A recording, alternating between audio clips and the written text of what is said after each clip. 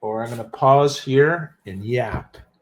So thanks for joining me. This is like my personal vlog where I yap about things. You know what I mean? I yap. And right now I'm going to talk about Eddie Clive, who is a songwriter.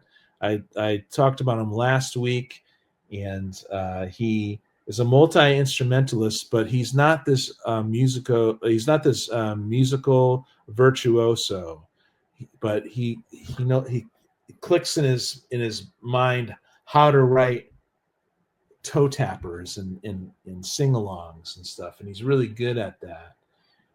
He has an innate knack for it, you know, and he also um, loves quantum physics. He loves the interplay between the concepts of like what light is. Is it a particle or a wave?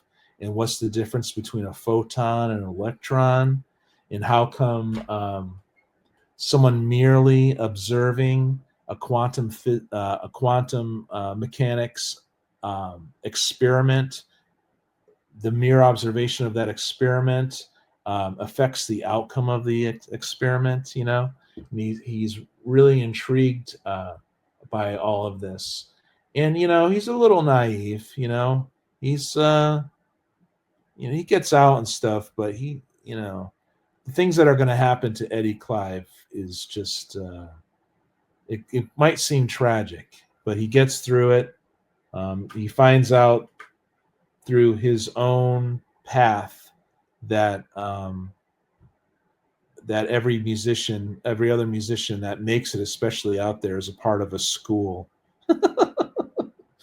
a mystical, magical school or whatever, where they affect reality, where they warp reality, they bend reality. So this is about Eddie Clive actually finding a new philosopher, picking up a book that he really enjoyed, and a lot of connections are made in his brain from this book. And so he started applying the philosophy of the book into his works, which is the music, right? So, but before he did that, we're gonna read this here. What up, Steve? Okay, dude. Yeah, I'm looking forward to that coming to me, man. What up, Steven Spock? Awesome.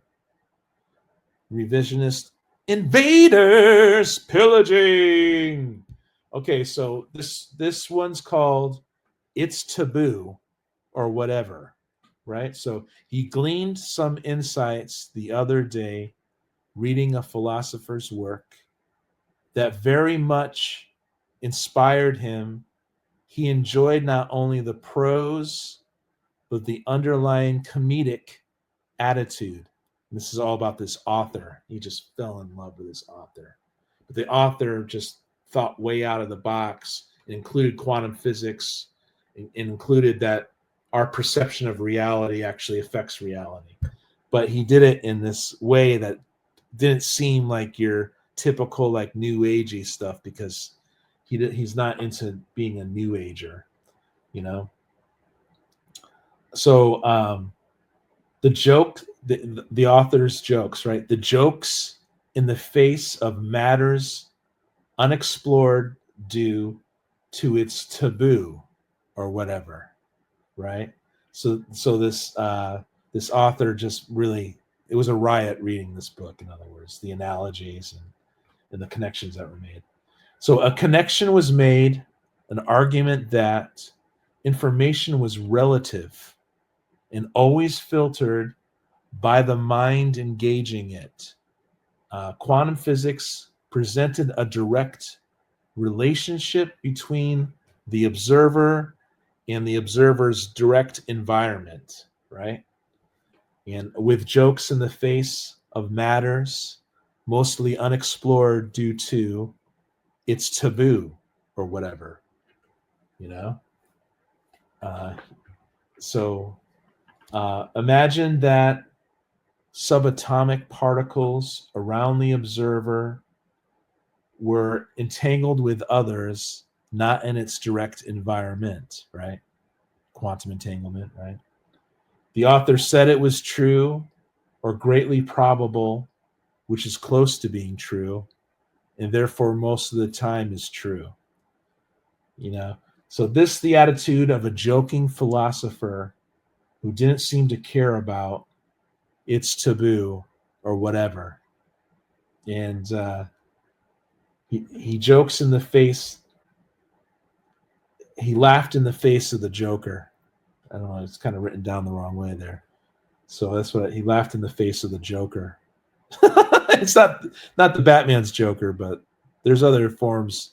There's other Jokers out there. There's other clowns and stuff like that. You know. He gleaned some insight the other day, reading a philosopher's work that very much inspired him. He enjoyed not only the prose, but the underlying comedic attitude, the jokes in the face of matters mostly unexplored due to